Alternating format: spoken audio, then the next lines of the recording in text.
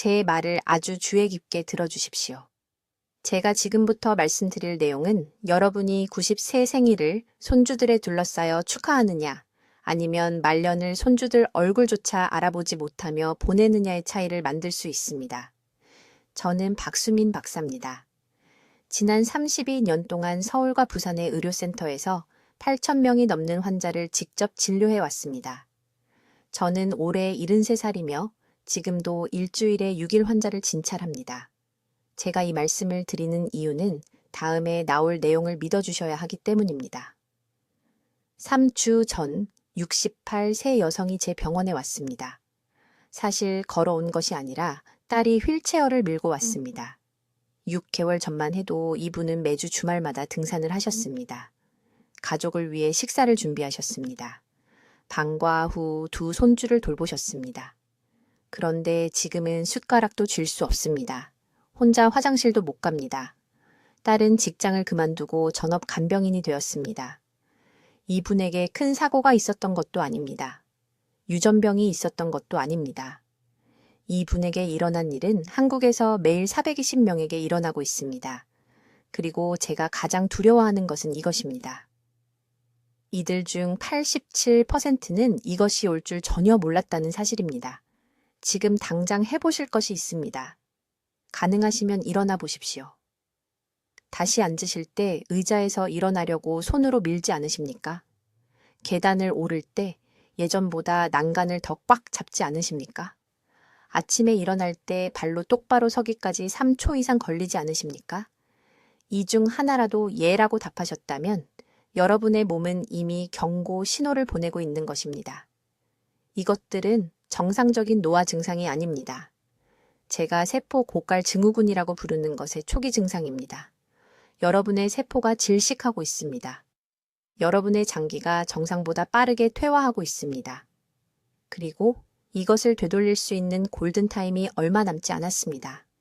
30년 동안 저는 모든 표준 건강 조언을 따르던 환자들이 60대와 70대에 쓰러지는 것을 지켜봤습니다. 그들은 매일 아침 산책했습니다. 소금을 적게 먹었습니다. 처방된 약을 정확히 복용했습니다. 그런데도 결국 응급실에 실려왔고 그들의 장기는 실제 나이보다 20년은 더 늙어 보였습니다. 저는 한 가지 질문에 사로잡혔습니다. 왜 어떤 사람들은 95세에도 정정하고 독립적인데 다른 사람들은 70세에 거의 기능을 못하는 걸까? 답은 유전이 아닙니다. 운도 아닙니다. 잘못이 느껴지기 몇 년 전부터 세포, 손상의 연쇄 반응을 일으키는 간과된 세 가지 특정 일상 패턴의 조합입니다. 저는 5,000명이 넘는 환자의 완전한 의료 기록과 생활 습관을 분석했습니다. 75세 전에 사망하거나 장애를 겪은 사람들과 90세 이후에도 활동적으로 지낸 사람들을 비교했습니다. 패턴은 명백했습니다. 차이는 비싼 치료나 복잡한 의료 개입과는 전혀 관계가 없었습니다. 쇠약과 활력 사이의 차이는 식사 시간, 수분 섭취 패턴, 그리고 사람들이 매일 저녁하는 세포 복구 시스템을 파괴하는 특정한 한 가지로 귀결되었습니다. 오늘 저는 제 환자들이 이전 의사들이 영구적이라고 말했던 증상을 되돌릴 수 있게 한 정확한 프로토콜을 공유하겠습니다. 여러분은 즉시 재설정해야 하는 세 가지 생물학적 시스템을 배우게 될 것입니다.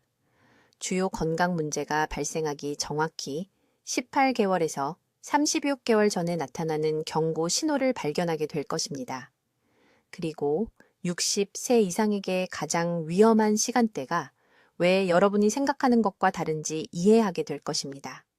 하지만 먼저 지금 여러분의 몸속에서 무슨 일이 일어나고 있는지, 그리고 왜 6개월만 더 기다려도 회복 불가능한 지점을 넘어설 수 있는지 이해하셔야 합니다. 여러분, 지금 하시던 일을 멈추고 제 말을 아주 주의 깊게 들어주십시오. 저는 박수민 박사입니다. 한국에서 30년 넘게 의학을 실천해왔으며 제가 지금부터 말씀드릴 내용은 여러분이 90세 생일을 손주들과 축하하느냐 아니면 70세도 되기 전에 그들에게 완전히 의존하게 되느냐의 차이를 만들 수 있습니다. 지난주 72살 여성이 딸과 함께 서울에 있는 제 병원에 왔습니다. 석 달 전만 해도 이분은 건강하고 활동적이었으며 매일 가족을 위해 요리했습니다. 그런데 어느 날 아침 식사를 준비하다가 부엌에서 쓰러졌습니다. 심장마비도 아니었습니다. 뇌졸중도 아니었습니다. 수년 동안 조용히 그녀의 몸을 파괴해온 훨씬 더 교활한 무언가였습니다. 제가 그녀의 혈액 검사와 세포 지표를 검사했을 때 제가 세포 고갈 증후군이라고 부르는 것에 명백한 징후를 봤습니다. 그녀가 매일 3끼를 먹었는데도 세포가 굶어 죽고 있었습니다. 지금 당장 손목 안쪽을 만져보십시오. 부드럽게 눌러보십시오.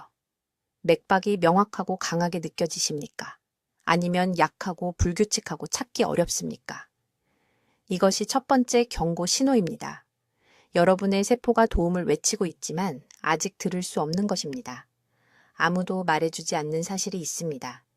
의료계는 질병이 나타난 후 치료하는 데 집중합니다.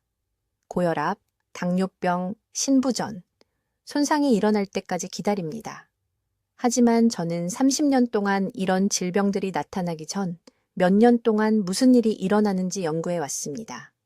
5,000명이 넘는 환자의 생활 습관, 식사 패턴, 수면 루틴을 분석했습니다. 그리고 노화에 대해 제가 알고 있다고 생각했던 모든 것을 바꾼 무언가를 발견했습니다. 60대와 70대 초반에 갑자기 쓰러지는 사람들은 모두 3가지 중요한 실수를 공유합니다. 유전이 아닙니다. 불운도 아닙니다. 매일 사는 방식에 특정하고 고칠 수 있는 실수들입니다. 그리고 비극은 이런 실수들이 완전히 무해해 보인다는 것입니다. 사실 대부분의 사람들은 옳은 일을 하고 있다고 생각합니다. 강남구의 김 씨에 대해 말씀드리겠습니다. 68세입니다. 친구가 장기 부전으로 갑자기 사망한 후 저를 찾아왔습니다. 김 씨는 겁에 질려 있었습니다. 매일 아침 운동하고 음식을 조심해서 먹고 담배를 피운 적도 없다고 말했습니다. 텔레비전 건강 프로그램에서 말하는 모든 것을 다 했다고 합니다. 그가 해야 할 일들이었습니다. 하지만 제가 그의 세포 기능을 검사했을 때 저는 경악했습니다. 그의 세포는 15년이나 더 나이 든 사람의 속도로 노화되고 있었습니다. 왜 그랬을까요? 그가 매일 손상을 인식하지 못한 채 했던 3가지 때문이었습니다. 첫째, 그의 식사 시간이 세포 복구 시스템을 파괴하고 있었습니다. 그는 저녁 6시에 저녁 식사를 하고 다음날 아침 7시까지 아무것도 먹지 않았습니다. 13시간이었습니다. 여러분은 이것이 건강하다고 생각할 수 있습니다. 모두가 단식에 대해 이야기하니까요. 하지만 여기 그들이 말하지 않는 것이 있습니다. 60세가 지나면 여러분의 세포는 긴 단식 기간 동안 에너지를 효율적으로 저장하는 능력을 잃습니다. 지방을 태우는 대신 여러분의 몸은 자신의 근육 조직과 장기 단백질을 소비하기 시작합니다. 이것을 이화작용 붕괴라고 합니다. 여러분의 몸이 말 그대로 자기 자신을 먹고 있는 것입니다. 둘째, 그의 수분 섭취 패턴이 신장과 간에 독성 축적을 만들고 있었습니다. 그는 낮 동안 대부분의 물을 마셨지만 저녁 6시 이후에는 거의 마시지 않았습니다. 왜냐하면 밤에 화장실을 가기 위해 일어나고 싶지 않았기 때문입니다. 이것은 논리적으로 보입니다. 하지만 밤사이에 여러분의 몸은 가장 깊은 세포 정화를 수행합니다. 그 시간 동안 충분한 물이 없으면 대사 노폐물이 배수구의 찌꺼기처럼 장기에 축적됩니다. 수년에 걸쳐 이 조용한 중독은 갑작스런 신부전, 간 질환, 그리고 인지기능 저하로 이어집니다. 셋째, 그리고 이것은 저조차도 충격을 받은 것인데 그의 저녁 루틴이 세포 재생을 방해하고 있었습니다. 그는 밤 11시까지 텔레비전을 보다가 바로 잠자리에 들었습니다. 블루 라이트와 정신적 자극이 그의 코르티솔 수치를 높게 유지했습니다. 밤에 높은 코르티솔은 성장 호르몬과 멜라토닌의 분비를 차단하는데 이 두 물질은 여러분의 몸이 수면 중 손상된 세포를 복구하는 데 절실히 필요한 것들입니다. 이 야간 복구 주기가 없으면 세포 손상이 기하급수적으로 축적됩니다. 이 3가지 실수가 김 씨의 몸에 세포 고갈에 완벽한 폭풍을 만들었습니다. 그리고 여기 무서운 부분이 있습니다. 그는 괜찮다고 느꼈습니다. 증상도 없었습니다. 경고도 없었습니다. 그의 몸이 단순히 포기하는 그날까지 말입니다. 이제 제가 발견한 75세 이전에 여러분의 몸을 파괴하는 두 번째 중요한 패턴을 설명하겠습니다. 이것은 보이지 않습니다. 여러분은 그것이 일어나는 것을 느낄 수 없습니다. 하지만 지금 이 순간, 여러분이 거기 앉아서 이것을 보고 있는 동안 그것은 여러분의 삶에서 수년을 훔쳐가고 있습니다. 저는 이것을 탈수 연쇄 반응이라고 부르며 이것은 아무도 이야기하지 않는 조용한 살인자입니다. 주의 깊게 들어보세요. 여러분이 60세가 되면 여러분 몸의 갈증 메커니즘에 치명적인 일이 일어납니다. 그것이 고장납니다. 부분적으로가 아닙니다. 완전히 멈춥니다. 여러분의 뇌는 물이 필요하다는 신호를 보내는 것을 멈춥니다. 이것은 제 의견이 아닙니다. 이것은 입증된 의학적 사실입니다. 저는 서울에 있는 제 병원에서 4,000명이 넘는 환자를 치료했으며 65세 이상 사람들의 87%가 만성적으로 탈수 상태이고 전혀 알지 못한다고 절대적인 확신을 가지고 말할 수 있습니다. 지금 여러분의 입술을 만져보세요. 건조합니까? 손등을 보세요. 피부를 꼬집고 놓으세요. 평평해지기 전에 2초 이상 올라가 있습니까? 그렇다면 여러분은 이미 탈수 상태입니다. 여러분의 혈액은 지금 걸쭉합니다. 여러분의 신장은 지금 고군분투하고 있습니다. 여러분의 뇌는 지금 수축하고 있습니다. 제가 3년 전 서울대학교 병원에서 본 환자에게 무슨 일이 일어났는지 말씀드리겠습니다. 최 씨는 71세였습니다.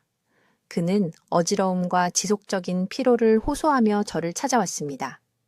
그의 딸이 그를 데려왔는데 그가 계속 일을 잊어버렸기 때문입니다. 그녀는 그것이 치매일까봐 겁에 질렸습니다. 저는 그를 진찰했습니다.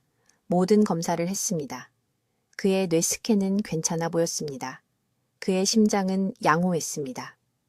하지만 제가 그의 혈액 검사를 확인했을 때 저는 즉시 진실을 알았습니다. 그의 혈액은 너무 걸쭉해서 시럽 같았습니다. 저는 그에게 간단한 질문 하나를 했습니다. 매일 얼마나 많은 물을 마십니까? 그는 혼란스러워하며 저를 쳐다봤습니다. 그는 말했습니다. 저는 목마를 때 마십니다. 바로 거기에 문제가 있습니다. 그 대답이 수백만 명의 사람들을 죽이고 있습니다. 저는 그에게 말했습니다. 당신이 목마르지 않은 것은 당신의 갈증이 고장났기 때문입니다. 그는 처음에는 저를 믿지 않았습니다. 그래서 저는 그에게 간단한 프로토콜을 시작하게 했습니다. 저는 그에게 2시간마다 정확히 한 컵의 미온수를 마시라고 말했습니다. 찬물이 아니라 미온수입니다. 찬물은 여러분의 시스템에 충격을 주고 여러분의 몸은 그것을 드는데 에너지를 낭비합니다. 3주 안에 그의 어지러움이 사라졌습니다. 2달 안에 그의 기억력이 완전히 돌아왔습니다. 그의 딸은 제 진료실에서 울었습니다.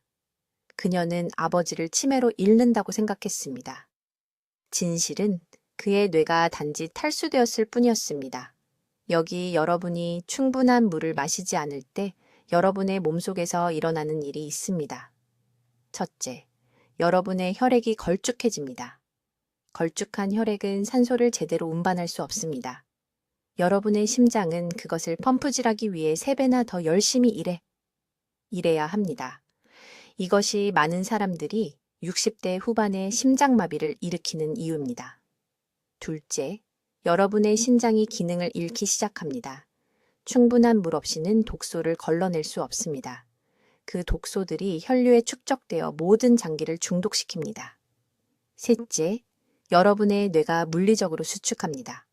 과학자들은 영상으로 이것을 증명했습니다. 탈수된 뇌는 더 작은 뇌입니다. 더 작은 뇌는 기억 상실, 혼란, 우울증을 의미합니다. 하지만 가장 무서운 부분은 이것입니다. 탈수는 제가 세포고갈 증후군이라고 부르는 것을 유발합니다. 여러분의 세포는 에너지를 만들기 위해 물이 필요합니다. 물이 없으면 그들은 비상 모드로 들어갑니다. 그들은 내부에 저장된 물을 얻기 위해 여러분의 근육 조직을 분해하기 시작합니다. 이것이 노인들이 그렇게 빠르게 근육을 잃는 이유입니다. 그것은 단지 나이가 아닙니다.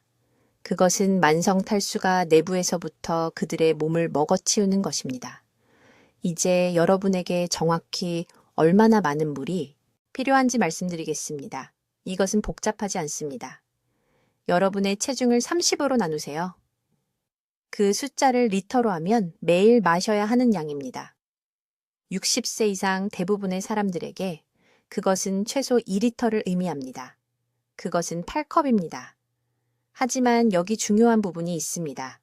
여러분은 그것을 한 번에 마실 수 없습니다. 여러분의 몸은 시간당 한 컵만 흡수할 수 있습니다.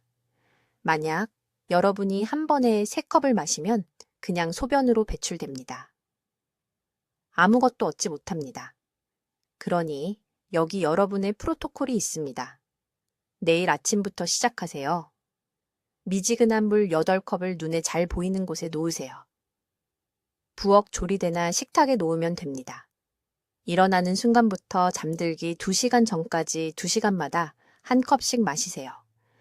잠들기 직전에는 마시지 마세요. 소변을 보러 일어나게 되어 수면을 방해받게 됩니다. 이것을 자동으로 하세요. 필요하다면 휴대폰에 알람을 설정하세요. 이것은 선택이 아닙니다. 이것이 80세의 두뇌가 제대로 작동하는 것과 70세의 자녀들 이름을 잊어버리는 것의 차이입니다. 이제 아주 신중하게 들으세요. 지금 당장 조용히 당신의 몸을 파괴하고 있는 3번째이자 가장 위험한 습관에 대해 말씀드려야 합니다. 이것은 너무 간과되어서 정기 검진 중에도 의사들이 놓치는 경우가 많습니다. 저녁 8시부터 아침 6시 사이에 당신의 몸에서 일어나는 일을 말하는 것입니다. 이 12시간의 시간대는 당신을 치유하거나 죽이고 있는데 60세 이상의 대부분의 사람들은 완전히 잘못하고 있습니다. 서울에 있는 제 병원에서 75세 이전에 갑작스러운 건강 악화를 경험한 2,000명 이상의 환자들의 저녁 루틴을 분석했습니다. 제가 발견한 것은 충격적이었습니다. 그들 중 91%가 매일 밤 똑같은 치명적인 실수를 하고 있었습니다. 그들은 저녁 7시 이후에 가장 많은 양의 식사를 하고 3시간 이내에 잠자리에 들었습니다. 이 하나의 패턴이 제가 자정 염증 위기라고 부르는 것을 만들어내고 있었습니다. 실제로 당신의 몸 안에서 일어나는 일은 이렇습니다. 늦게 먹고 너무 빨리 누우면 소화 시스템이 수평 자세에서 음식을 제대로 처리할 수 없습니다. 소화되지 않은 음식이 장에서 발효되기 시작합니다. 이 발효는 당신이 자는 동안 독소를 혈류로 직접 방출합니다. 깊은 수면 중에 세포를 해독하고 복구해야 하는 간이 대신 이러한 독소를 거르느라 과부하가 걸립니다. 밤마다, 해마다 이것은 심장, 신장, 뇌를 조용히 손상시키는 만성염증을 만듭니다. 그러나 진짜 위험은 훨씬 더 구체적인 것에서 옵니다. 60세 이후 당신의 몸은 30세 때보다 40% 적은 소화효소를 생산합니다. 위산이 약해집니다. 장 운동이 극적으로 느려집니다. 이것은 저녁 18시에 먹은 그 무거운 식사가 자정에도 여전히 위장에 있으면서 썩고 암모니아와 다른 독성 가스를 생산하고 있다는 것을 의미합니다. 이 가스들은 단지 팽만감만 일으키는 것이 아닙니다. 혈류로 들어가서 뇌로 직접 이동하여 뇌졸중을 예방하는 섬세한 혈관을 손상시킵니다. 제가 절대 잊을 수 없는 환자에 대해 말씀드리겠습니다. 강남에 사는 68세 이 씨가 아침 두통과 피로를 호소하며 제 병원에 왔습니다. 그녀는 그것이 단지 불면증이라고 생각했습니다. 저는 그녀에게 한 가지 간단한 질문을 했습니다. 저녁을 몇 시에 드세요? 그녀는 매일 밤 8시 30분에 밥, 국, 반찬을 포함한 완전한 식사를 한다고 말했습니다. 그런 다음 텔레비전을 보고 10시 30분경에 잠자리에 들었습니다. 저는 즉시 무엇이 그녀의 건강을 파괴하고 있는지 알았습니다. 저는 이 씨에게 그녀의 몸이 치유와 회복 대신 매일 밤 8시간 동안 독성 과부하 상태에 있다고 설명했습니다. 그녀의 간은 지쳐 있었습니다. 신장은 힘들어하고 있었습니다. 뇌는 염증성 화학물질에 의해 천천히 중독되고 있었습니다. 그녀는 5년 이내에 뇌졸중이나 급성 심장 사건으로 가는 빠른 길에 있었습니다. 그녀는 눈물을 글썽이며 저를 바라보며 너무 늦은 것이 아니냐고 물었습니다. 저는 지금 당신에게 말하는 것과 같은 말을 그녀에게 했습니다. 즉시 행동한다면 결코 늦지 않았습니다. 오늘 밤부터 정확히 해야 할 일은 다음과 같습니다. 첫째, 늦어도 저녁 6시까지 마지막 주요 식사를 하세요. 가족 일정이 어떻든 상관없습니다. 당신의 생명이 달려 있습니다. 나중에 무언가를 먹어야 한다면 찐 채소나 과일 한 조각 같은 소화하기 쉬운 음식을 소량만 드세요. 둘째, 식사 후 최소 3시간 동안 똑바로 앉거나 서 있어야 합니다. 집안을 천천히 걸으세요. 의자에 앉으세요. 가벼운 스트레칭을 하세요. 하지만 눕지는 마세요. 여기서 중력은 당신의 친구입니다. 위장이 음식을 처리하는 것을 돕고 식도와 혈류로의 독성 역류를 막습니다. 셋째, 잠들기 정확히 30분 전에 미지근한 물 한 잔을 마시세요. 찬물이 아닙니다. 찬물은 시스템에 충격을 주고 수면을 위한 자연스러운 준비를 방해해야 합니다. 미지근한 물은 남아있는 독소를 제거하고 진정한 세포 복구를 가능하게 하는 밤새 단식 기간을 위해 소화 시스템을 준비시킵니다. 이 씨는 이 방법을 정확히 따랐습니다. 2주 안에 그녀의 아침 두통이 사라졌습니다. 2개월 안에 활력이 돌아왔습니다. 6개월 안에 약 없이 혈압이 정상화되었습니다. 그녀는 지금 73세이고 60세 때보다 더 건강합니다. 이제 75세 이전에 쓰러지는 사람들과 95세의 건강한 사람들을 구분하는 네 번째 중요한 습관을 설명하겠습니다. 이것은 40년간의 진료 후에도 저를 놀라게 했습니다. 이것은 당신의 저녁 루틴, 특히 잠들기 전 3시간 동안 일어나는 일에 관한 것입니다. 수십 년 동안 제가 받은 응급 전화가 얼마나 많았는지 말할 수 없습니다. 새벽 2시에 환자가 쓰러집니다. 가족들이 그들을 서울의 삼성의료원이나 서울아산병원으로 급히 데려갑니다. 그들이 도착할 때쯤이면 손상은 되돌릴 수 없습니다. 그들의 마지막 날을 검토할 때 저는 반복적으로 같은 패턴을 발견합니다. 그들은 밤 8시나 9시에 무거운 저녁을 먹었습니다. 11시까지 텔레비전을 봤습니다. 배가 가득 찬 채로 곧바로 잠자리에 들었습니다. 신중하게 들으세요. 당신의 몸은 자정부터 새벽 4시 사이에 가장 깊은 세포 복구를 수행합니다. 이때 장기가 재설정되고 손상된 세포가 제거되고 면역 체계가 강화됩니다. 하지만 문제는 이것입니다. 소화 시스템이 여전히 음식을 처리하고 있다면 몸은 깊은 복구 모드에 들어갈 수 없습니다. 모든 에너지가 치유 대신 소화로 갑니다. 몇 달, 몇 년에 걸쳐 이것은 제가 복구 결핍이라고 부르는 것을 만듭니다. 세포가 몸이 고칠 수 있는 것보다 더 빨리 손상을 축적합니다. 저는 강남에 사는 68세 이 씨라는 환자가 있었습니다. 그녀는 병원에 와서 지속적인 피로와 머릿속 안개 같은 증상을 호소했습니다. 그녀의 의료 검사 결과는 우려할 만한 것이 없었습니다. 혈압은 정상이었고 콜레스테롤 수치도 괜찮았습니다. 하지만 제가 그녀의 저녁 습관에 대해 물었을 때 문제가 명확하게 드러났습니다. 그녀는 매일 밤 8시 30분에 저녁을 먹었습니다. 양도 많았습니다. 밥, 국, 고기, 반찬들을 먹었습니다. 그리고 나서 자정까지 드라마를 보면서 간식을 먹었습니다. 배가 완전히 찬 상태로 잠자리에 들었습니다. 저는 그녀에게 한 가지만 바꾸라고 말했습니다. 저녁 6시 30분까지 저녁 식사를 마치라고 했습니다. 7시 이후에는 물 외에는 아무것도 먹지 말라고 했습니다. 처음에는 거부감을 보였습니다. 배가 고프다고 말했습니다. 저는 이 불편함은 일시적이라고 설명했습니다. 몸이 적응할 시간이 필요합니다. 2주 안에 이 씨는 지난 20년 동안 경험하지 못했던 깊은 잠을 잔다고 보고했습니다. 2달 안에 그녀의 활력이 완전히 돌아왔습니다. 그녀는 20년은 젊어진 것 같다고 말했습니다. 이것의 과학적 원리는 단순하지만 강력합니다. 잠들기 3-4시간 전에 식사를 중단하면 몸은 연구자들이 공복 상태라고 부르는 단계로 들어갑니다. 인슐린이 떨어집니다. 성장 호르몬이 증가합니다. 이 호르몬은 세포 회복에 필수적입니다. 깊은 수면 중에 최고치에 달하지만 소화기관이 비어있을 때만 그렇습니다. 늦게 식사하면 성장 호르몬 생산이 70% 이상 감소할 수 있습니다. 하지만 저녁 루틴은 식사 시간을 넘어서는 것입니다. 잠들기 전 마지막 1시간 동안 무엇을 하느냐가 수면의 질을 결정하고 수면의 질이 다른 모든 것을 결정합니다. 저는 잠들기 직전에 뉴스를 보는 환자들을 봅니다. 그들은 스트레스, 갈등, 비극으로 머릿속을 채웁니다. 그러고는 왜 평화롭게 잠들 수 없는지 궁금해합니다. 그들의 코르티솔은 밤새 높은 상태를 유지합니다. 혈압은 계속 높게 유지됩니다. 몸이 완전히 쉬지 못합니다. 오늘 밤부터 여러분이 해야 할 일은 이것입니다. 늦어도 6시 30분까지 마지막 식사를 마치세요.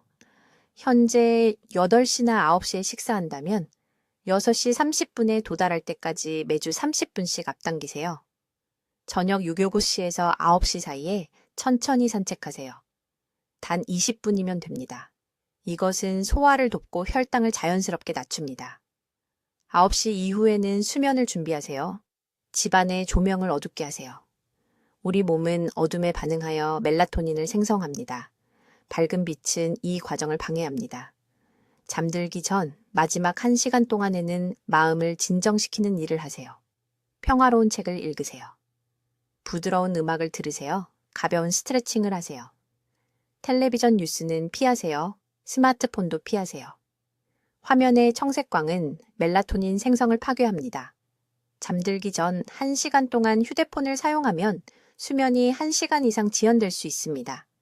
이 저녁 프로토콜만으로도 수백 명의 환자들이 변화했습니다. 부산의 최 씨는 이것을 정확히 따랐습니다. 3개월 안에 그의 만성염증 수치가 절반으로 떨어졌습니다. 관절 통증이 사라졌습니다. 15년 동안 복용했던 수면제를 끊었습니다. 여러분의 저녁 루틴은 단순히 휴식에 관한 것이 아닙니다. 매일 밤 몸의 자연 치유력을 활성화하는 것입니다.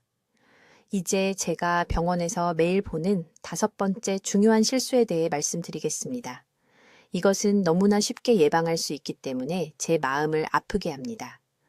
저는 이 보이지 않는 함정 때문에 급격히 악화되는 너무 많은 환자들을 지켜봤습니다. 이것은 저녁 식사와 취침 시간 사이 개운하게 일어날지 아니면 장기 부전의 한 걸음 더 가까워진 채로 일어날지를 결정하는 그 귀중한 3-4시간에 대한 것입니다. 아주 주의 깊게 들어주세요. 여러분의 저녁 루틴은 몸을 회복시키거나 파괴하고 있습니다. 60세 이후에는 중간지대가 없습니다. 서울에서 수십 년간 임상 작업을 하면서 저는 혼란스러운 저녁 패턴을 따르는 환자들이 15년 더 나이 든 사람과 동등한 세포 노화 지표를 보인다는 것을 기록했습니다. 저녁 7시에서 11시 사이에 무엇을 하느냐에 따라 인생에서 15년을 빼앗기는 것입니다. 아주 솔직하게 말씀드리겠습니다. 60세 이상의 대부분의 사람들은 매일 저녁 천천히 자살하고 있으며 전혀 알지 못합니다.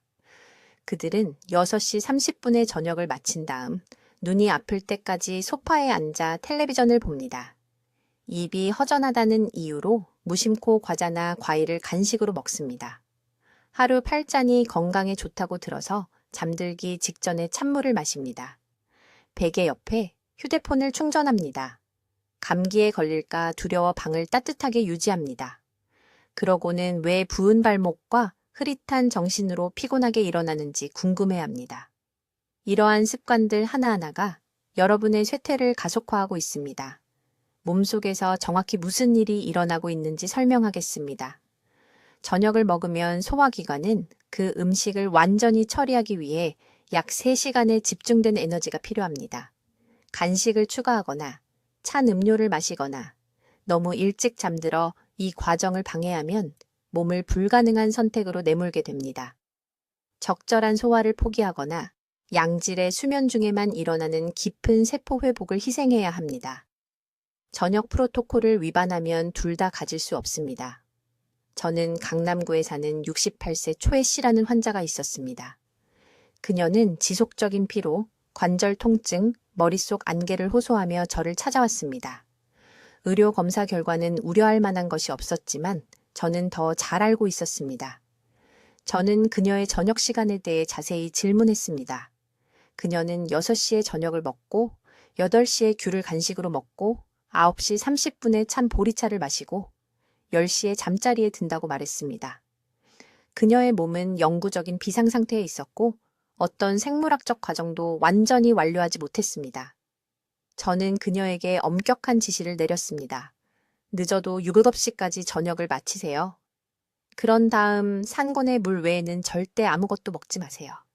그것도 한 모금씩만 벌컥벌컥 마시지 마세요. 침실에 텔레비전을 두지 마세요. 9시 이후에는 휴대폰을 사용하지 마세요. 겨울에도 창문을 약간 열어 방을 시원하게 유지하세요. 9시 30분에 10분간 가벼운 스트레칭을 해서 활동 시간이 끝나고 있다는 신호를 몸에 보내세요. 정확히 10시 30분에 잠자리에 드세요. 더 이르지도 늦지도 않게요. 몸은 다른 무엇보다 리듬과 규칙성을 좋아합니다. 최 씨는 제가 터무니없다고 생각했습니다. 저와 논쟁했습니다. 그녀는 친구들이 모두 저녁에 간식을 먹는다고 말했습니다. 괜찮다고 합니다. 저는 그녀에게 단호하게 말했습니다. 당신 친구들은 괜찮은 게 아니라 아직 쓰러지지 않았을 뿐이라고요. 생존하는 것과 건강하게 사는 것은 다릅니다. 그녀는 마지못해 한 달만 시도해보기로 동의했습니다. 3주 후 그녀는 거의 눈물을 흘리며 제 병원으로 돌아왔습니다. 하지만 이것은 안도와 감사의 눈물이었습니다. 그녀의 활력이 돌아왔습니다. 관절 통증이 70% 감소했습니다. 수년 만에 처음으로 머리가 맑아졌다고 했습니다. 그녀는 제가 말한 세포 탈진 증후군을 마침내 이해했다고 말했습니다. 그녀의 몸은 수십 년 동안 제대로 된 저녁 회복을 위해 비명을 질러왔지만 그녀는 그것을 무시해왔던 것입니다. 저녁 관리 원칙은 95세까지 존엄성을 유지하며 살고 싶다면 타협할 수 없는 것입니다. 당신의 몸은 계속 작동하는 기계가 아닙니다. 몸은 깊은 회복을 위해 밤 시간이 절실히 필요합니다. 하지만 모두가 정상이라고 생각하는 끔찍한 저녁 습관으로 이 과정을 방해하지 않을 때만 가능합니다. 이제 75세 이전에 쓰러지는 사람들과 90대까지 활력을 유지하는 사람들을 구분짓는 6번째 중요한 습관을 알려드리겠습니다. 이것은 너무나 간단하지만 제 환자의 90%가 수십 년 동안 완전히 잘못하고 있었던 것입니다. 저녁 루틴, 특히 잠들기 3시간 전에 일어나는 일에 대해 말씀드리겠습니다. 주의 깊게 들어보십시오. 당신의 몸은 일주기 생체 시계라는 것으로 작동합니다. 저녁 18시부터 자정 사이의 세포는 중요한 회복 단계에 들어갑니다. 이 소중한 시간 동안 당신의 몸은 재생할지 퇴화할지를 결정합니다. 이것은 신비로운 이야기가 아닙니다. 세포 생물학입니다. 하지만 문제가 있습니다. 대부분의 사람들이 매일 밤 자신도 모르게 이 황금 시간을 망치고 있습니다. 직설적으로 말씀드리겠습니다. 저녁 7시 30분 이후에 저녁 식사를 하십니까? 잠들 때까지 밝은 텔레비전 화면을 보십니까? 배가 가득 찬 채로 잠자리에 드십니까? 이 중 하나라도 예라고 대답했다면 당신은 스스로의 노화를 가속화하고 있는 것입니다. 당신의 장기가 질식하고 있습니다. 세포가 스스로를 회복할 수 없습니다. 당신은 본질적으로 자신도 모르게 조기 사망을 선택하고 있는 것입니다. 강남에 사시는 71세 이 여사님이라는 환자가 있었습니다. 그녀는 8시간을 자도 매일 아침 지친 상태로 제 병원에 왔습니다. 혈압이 올라가고 있었습니다. 지속적인 소화 문제가 있었습니다. 그녀가 너무 건망증이 심해져서 자녀들은 치매가 생기는 것이 아닌가 생각했습니다. 저는 그녀에게 간단한 질문 하나를 했습니다. 몇 시에 저녁 식사를 하십니까? 그녀는 남편이 퇴근해서 집에 올 때까지 기다리기 때문에 9시, 때로는 9시 30분이라고 말했습니다. 바로 그것이었습니다. 그것이 그녀의 건강을 망치고 있었던 것입니다. 늦게 식사할 때 몸속에서 어떤 일이 일어나는지 말씀드리겠습니다. 소화 시스템은 음식을 처리하는 데 엄청난 에너지가 필요합니다. 늦게 먹고 위장에 음식이 있는 상태로 잠들면 몸은 선택해야 합니다. 이 음식을 소화해야 할까? 아니면 손상된 세포를 회복해야 할까? 둘 다 효율적으로 할 수는 없습니다. 몸은 항상 소화를 우선시합니다. 왜냐하면 소화되지 않은 음식은 독소를 만들기 때문입니다. 그래서 밤새도록 심장, 간, 뇌를 치유하는 대신 몸은 늦은 저녁 식사를 처리하는 데 갇혀 있게 됩니다. 당신은 잠자는 동안 문자 그대로 재생되지 않았기 때문에 지친 상태로 깨어납니다. 이런 패턴이 해마다 계속되면 제가 야간 세포기아라고 부르는 상태가 만들어집니다. 하지만 문제는 더 깊습니다. 늦은 식사는 핵심 천을 올립니다. 깊은 수면이 일어나려면 천이 떨어져야 합니다. 늦게 먹으면, 특히 무거운 음식을 먹으면 천이 높게 유지됩니다. 얕은 잠만 들게 됩니다. 얕은 수면 중에는 뇌가 치매를 일으키는 독성 단백질을 제거할 수 없습니다. 면역 체계가 충분한 전투세포를 생산할 수 없습니다. 호르몬이 혼란스러워집니다. 이제 늦은 식사와 밝은 화면빛을 결합해 보십시오. 텔레비전과 휴대폰에서 나오는 정색광은 뇌에 아직 낮이라고 알려줍니다. 송과선은 세포 회복을 촉발하는 호르몬인 멜라토닌 생성을 멈춥니다. 충분한 멜라토닌이 없으면 암 위험이 증가합니다. 염증 수치가 급증합니다. 혈관이 딱딱해지고 좁아집니다. 제가 이 여사님에게 한 말을 당신에게도 하겠습니다. 마지막 식사를 저녁 6시 30분까지 끝내야 합니다. 7시가 아닙니다. 7시 30분도 아닙니다. 절대 늦어도 6시 30분입니다. 아침 식사 전까지 최소 12시간의 공복 시간을 주십시오. 이 공복 기간 동안 기적 같은 일이 일어납니다. 세포가 자가 포식이라는 과정을 활성화합니다. 이것은 몸의 자가 청소 시스템입니다. 오래되고 손상된 세포 부분이 재활용됩니다. 독성 단백질이 제거됩니다. 암 전 단계의 세포가 증식하기 전에 파괴됩니다. 이 여사님은 처음에 저항했습니다. 가족 일정상 불가능하다고 말했습니다. 저는 그녀에게 지금 당신에게 하는 말을 했습니다. 선택의 여지가 있습니다. 저녁 식사 시간을 바꾸거나 장례식을 계획하십시오. 그만큼 심각합니다. 그녀는 마침내 단 2주만 시도해보기로 동의했습니다. 10일 만에 아침 피로가 사라졌습니다. 한 달 만에 약을 바꾸지 않고도 혈압이 20포인트 떨어졌습니다. 3개월 만에 기억력이 너무나 극적으로 향상되어 자녀들은 그녀가 어떤 비밀 영양제를 먹는다고 생각했습니다. 그렇지 않았습니다. 그녀는 단순히 매일 저녁 스스로를 독살하는 것을 멈췄을 뿐입니다. 95세까지 존엄성을 유지하며 살고 싶다면 내일 아침부터 반드시 해야 할 마지막 3가지를 요약해 드리겠습니다. 이것들은 타협할 수 없는 것들입니다. 첫째, 식사 시간을 즉시 재설정하십시오. 첫 식사는 일어난 후 1시간 이내에 이루어져야 합니다. 커피가 아닙니다. 차도 아닙니다. 최소 20g의 단백질이 포함된 진짜 음식입니다. 이것은 정확히 계란 3개 또는 두부 100g입니다. 왜 이것이 그렇게 중요할까요? 밤새 몸은 에너지를 위해 자신의 근육 조직을 소비하기 시작하는 이화 상태에 들어가기 때문입니다. 이 단식을 깨는 것을 지연시키면 세포 탈진 증후군을 가속화합니다. 당신의 장기는 문자 그대로 스스로를 잡아먹기 시작합니다. 아침 식사를 거르거나 아침에 탄수화물만 먹는 환자들은 실제 나이보다 11년 앞선 장기 퇴화 지표를 보입니다. 내일 바꿀 수 있는 아침 습관 때문에 11년을 빼앗긴 것입니다. 둘째, 지금 당장 수분 섭취 패턴을 고치십시오. 일어나자마자 다른 무엇보다 먼저 미지근한 물 한 잔을 정확히 마셔야 합니다. 찬물이 아닙니다. 미지근한 물입니다.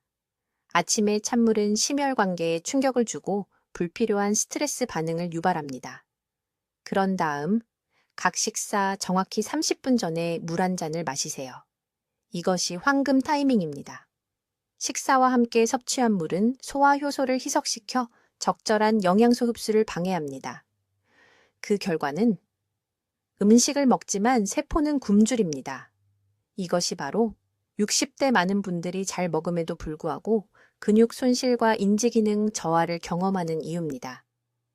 세포가 절실히 필요한 영양소를 받지 못하고 있는 것입니다. 셋째, 정확히 저녁 8시에 시작하는 엄격한 저녁 루틴을 확립하세요. 8시 이후에는 화면을 보지 마세요. 휴대폰과 텔레비전의 청색광은 최대 3시간 동안 멜라토닌 생성을 억제합니다. 수면의 질 저하는 세포 복구 메커니즘을 파괴하는 보이지 않는 암살자입니다. 깊은 수면 중에 신체는 자가포식을 활성화하여 손상된 세포를 제거하고 건강한 조직을 재생합니다. 충분한 깊은 수면이 없으면 이 과정이 실패합니다. 염증, 장기 스트레스, 급작스러운 건강 붕괴로 직접 이어지는 세포 찌꺼기가 축적됩니다. 8시에 조명을 어둡게 하세요. 9시에 다리와 허리에 집중하여 10분간 부드러운 스트레칭을 하세요. 9시 30분에는 침대에 있어야 합니다. 태블릿으로 책을 읽는 것도 아니고 텔레비전을 보는 것도 아닙니다. 침대에서 어둠 속에서 신체가 밤에 복구 작업을 시작할 수 있도록 해야 합니다. 이 3가지 변화는 비용이 전혀 들지 않습니다. 비싼 영양제도 필요 없습니다. 헬스장 회원권도 필요 없습니다. 의료시술도 필요 없습니다. 단지 규율과 신체가 실제로 어떻게 기능하는지에 대한 이해만 있으면 됩니다. 지금 당장 확인해 보세요. 일어서서 30초 동안 한 발로 서보세요. 아무것도 잡지 않고 할 수 있나요? 흔들리거나 지지대가 필요하다면 세포 고갈이 이미 신경 기능과 근육 협응력에 영향을 미치기 시작한 것입니다. 이것이 경고 신호입니다. 이것이 행동해야 할 황금 시간입니다. 강남에 사시는 72세의 이 여사님은 제 클리닉에 오셨을 때 5초도 한 발로 서 있지 못했습니다. 멈추지 않고는 계단도 거의 오르지 못했습니다. 제가 지금 알려드린 이 정확한 방법을 따른 지 4개월 만에 손주들과 함께 남산에 올라가셨습니다. 4개월입니다. 제가 방금 알려드린 것과 똑같은 간단한 변화들입니다. 자녀분들이 부모님의 쇠약해지는 모습을 지켜볼 필요가 없습니다. 배우자가 간병인이 될 필요가 없습니다. 80세 이전에 독립성을 잃을 필요가 없습니다. 이러한 결과는 불가피한 것이 아닙니다. 내일 아침부터 바꿀 수 있는 매일의 선택들이 누적된 결과입니다. 지금 당장 평소보다 1시간 일찍 알람을 맞추세요. 오늘 밤 계란 3개를 준비하세요. 물 한 잔을 채워서 침대 옆 탁자에 놓으세요. 저녁 8시를 경계선으로 삼겠다고 다짐하세요. 이 간단한 행동들이 기능적 삶에 수십 년을 더할 것입니다. 아래 댓글에 저는 활력을 선택합니다 라고 적어주세요. 그 다짐을 공개하세요. 현실로 만드세요. 미래의 당신은 지금 이 순간부터 60초 내에 내리는 결정에 달려 있습니다. 삶을 선택하세요. 독립성을 선택하세요. 95세를 선택하세요. 댓글로 알려주세요. 박 박사의 3가지 시스템 중 어떤 것을 먼저 재설정하시겠습니까? 식사 시간, 수분 섭취 패턴, 아니면 저녁 루틴? 여러분의 계획이 궁금합니다. 이러한 수명 연장 비밀을 계속 배우시려면 구독해 주시고 너무 늦기 전에 세포 고갈 증후군에 대해 들어야 할 사랑하는 분들과 이 영상을 공유해 주세요. 듣기만 해도 현명해지는 우리 채널을 시청해 주셔서 감사합니다.